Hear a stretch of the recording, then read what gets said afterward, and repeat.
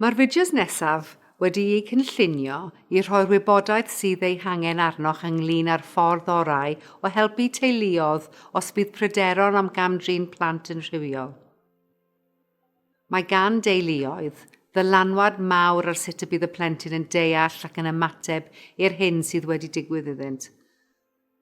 Gwyddwm drwy ymchwil, mae un o'r ffactorau mwyaf pwysig sy'n dylanwadu ar effeithio tymor hir cam-drin rhywiol yw'r cymorth mae'r plentyn yn ei gael gan ei prif roddwyr gofal a'i teulu ehangach.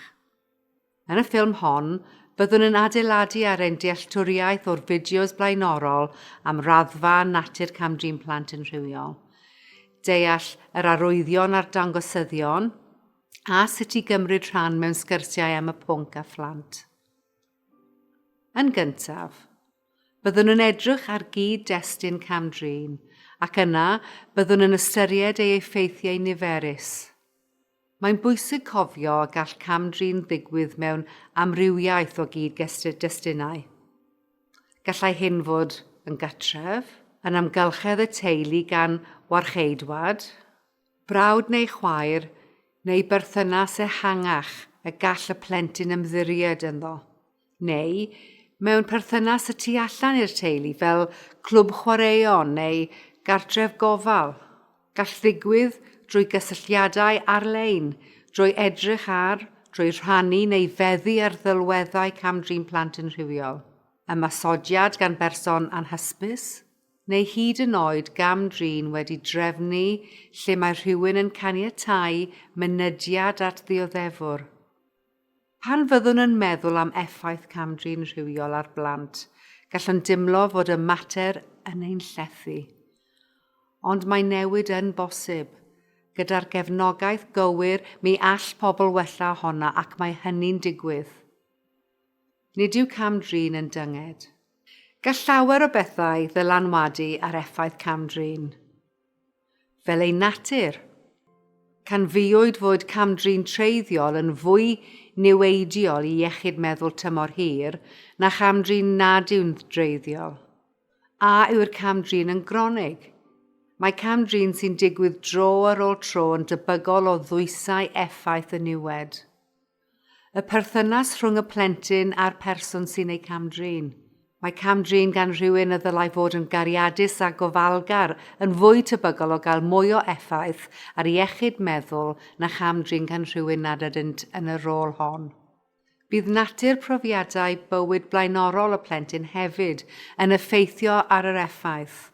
Os yw plentyn eisoes wedi profi camweithrediad teuluol, camdriniaeth, esgeilistod neu drallod arall, yna maent yn debygol o ymdopi'n waith na plentyn nad yw wedi profi anawsterau o'r fath.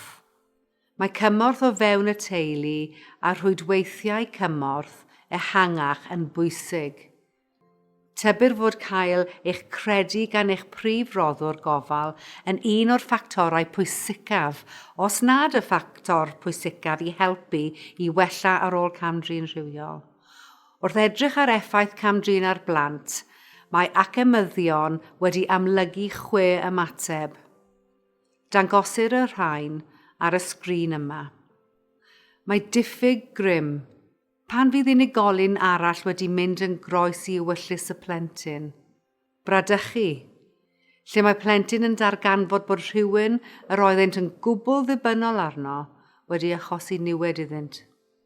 Stigmateiddio a theimladau o gwylydd a throma ei gwneud yn wrthych rhywiol. Proses lle mae rhywoldeb plentyn yn cael ei ffurfio ar adeg amrhiodol ac mewn modd camweithredol ac yn lyniad i'r cam-drin. Yna mae cyfrinachedd hefyd gan gynnwys yr ofn a'r unigedd y mae hyn yn ei greu a dryswch gan fod y plentyn yn rhan o ymddygiad sy'n teimlo'n anghywir ond sydd wedi gychwyn gan rhywun y maent yn ymddiriod ynddo. Pan fyddwn yn meddwl am cam-drin rhywiol a'i effaith, rydym yn aml yn meddwl am effaith y cam-drin ar y plentyn unigol. Yn wir, gall yr effaith ar ei teulu cyfan Mewn gwirionedd, effeithio'n sylweddol ar sut mae'r plentyn yn prosesu, yn deall ac yn ymateb i'r hyn sydd wedi digwydd iddynt. Nid ydym yn aml yn meddwl digon am effaith y cam-drin hwnnw ar bob un o'r perthnasoedd teuluol. Ond pan fydd cam-drin wedi digwydd, mi all ddifetha perthnasoedd teuluol yn llwyr. Gall rhieni deimlo mor euog, fel na allant mwyach ddangos teimladau cariadus corfforol tuag at eu plant. Efallai bydd rhieni'n teimlo'n ddig a'i gilydd am beidio amddiffyn eu plentyn. Gall brodyr a chwiorydd deimlo'n euog am beidio chydnabod y cam-drin neu ei atel os oeddent yn gwybod amdano. Ac mewn sefyllfaoedd eraill gall brodyr a chwiorydd fod yn ddig a'r dioddefwr am yr aflonyddwch a achoswyd. Mae llawer o ffyrdd gwahanol o achosi niwed sylweddol i berthnasoedd teuluol. Ond, fel gweithwyr proffesiynol sy'n gweithio gyda'n gilydd, mi allwn helpu.